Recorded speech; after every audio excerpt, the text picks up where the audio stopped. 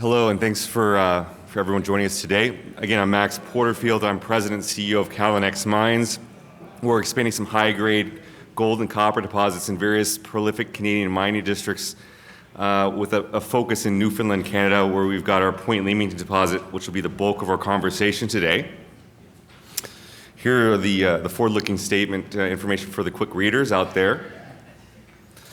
And in terms of our we're not a one-trick pony in terms of our asset base in Canada. We've got a portfolio of base and precious metals-rich VMS deposits. That's our key focus and competencies in VMS deposit styles.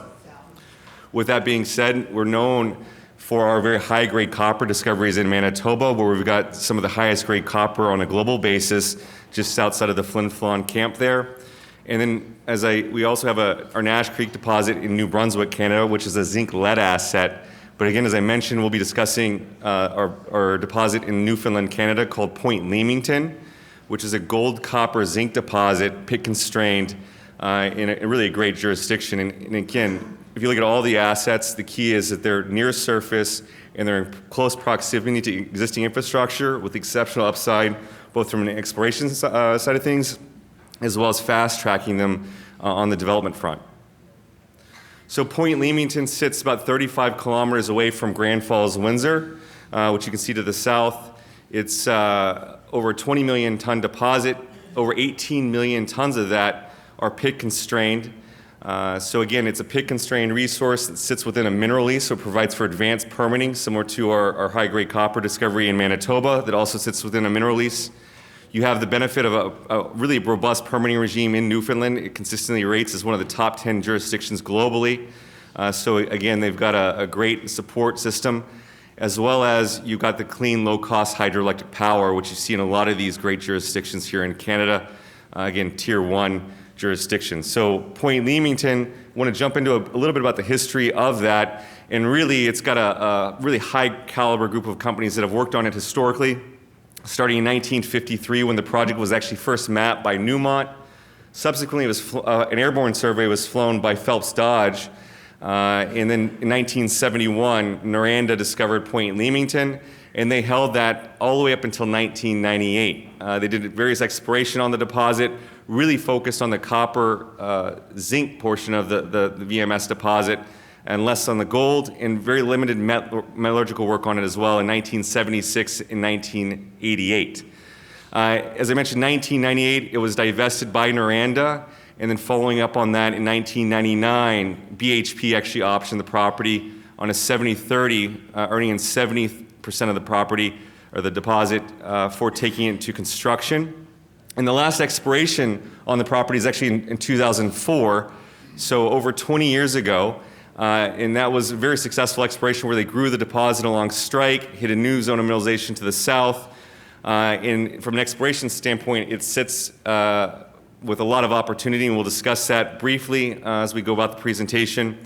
And then it was the IPO asset for Newmarket in 2014, and they did 2 holes, very limited metallurgy, and then they jumped over to Australia, where they had a lot of success and were subsequently acquired by Kirkland Lake. We picked up this asset in 2016 at the bottom of the metals market, and have kept it in the portfolio really as a low-cost, cheap option call on that. In the metal market we were in when we acquired it, you were looking at $12.50 gold, $2 copper, sub 70-cent zinc, and obviously, today we're at $3,300 gold, $4.50 copper, $1.20 zinc. So that's had a dramatic impact, particularly with the gold component of Point Leamington more recently, where now the in situ value or intrinsic value of Point Leamington now dwarfs our high-grade copper deposit in Manitoba by about 2 times. So Point Leamington sits right near surface. This is the 3D shells with the pit constraint. So the resource we have on that, what we published in 2021, is a pit constrained resource, and then there's an out-of-pit portion of the resource. The majority of that resource you can see sits within pit, and it starts right at surface, very little overburden, and you can see it's, again, a significant massive sulfide deposit as it sits today. Here's a long section showing you the deeper part of the system. It's only been drilled out just below the 400-meter level, and that's where you're getting some really beautiful grades, almost 5 meters over 4 gram per ton gold, 15% zinc, 2-ounce silver, about 0.4% copper. And then along strike from that, you can see the 2 gram gold, 8% zinc. And again, from an exploration perspective, we're very excited to be advancing it on twofold. We're going to be looking to grow the resource base beyond what you're seeing today, and then also we've staked numerous isolated airborne anomalies that sit in the same kind of geologic package that would host other deposits like Point Leamington that are untested. And again, in VMS deposits, they occur in clusters, and Point Leamington will be no different than that in our opinion. It's the only deposit that's been discovered in the immediate area in that geology. And in terms of moving forward at Point Leamington, the one other thing we're going to look to address, aside from regional exploration, is also going to be metallurgy. So we'll be taking a sample for metallurgical testing, and I'll discuss the team members that we've added on specifically to that. So in Newfoundland, it's going to be a 3-prong approach. Again, growing the resource base beyond the over 20 million tons that exists in the 43-101 compliant resource that we have to date. We're looking to make new discoveries on a regional basis to really grow and have more than one deposits there. And then we're also going to nail down and refine the metallurgical recovery of the metals with a keen focus on gold for obvious reasons. And then that will allow us to leapfrog into economic studies very, very quickly. Now, jumping over to Manitoba, for those that are more familiar with our Rainbow discovery, as I mentioned, we have one of the highest grade copper discoveries on the planet that starts within 90 meters of surface, just about 15 kilometers away from Flin Flon, Manitoba. You got everything that you have in Newfoundland, you also have in Manitoba, in that you have idle concentrators in the area, you have hydroelectric power in the area. These discoveries sit within our mineral lease. And again, the geology hosts the potential to hit numerous discoveries, which we have a lot of conviction in. And in terms of where we are right now at Rainbow and the Pine Bay deposit, which are the flagship discoveries in Manitoba, we are just submitted for an advanced exploration permit, which will allow us to ramp down, take a bulk sample from that deposit, conduct metallurgical testing, as well as be a platform for underground exploration. So again, this is in the permitting stages, and where we're going to be focusing again in Newfoundland. We are underpinned by these high-grade copper deposits in Manitoba.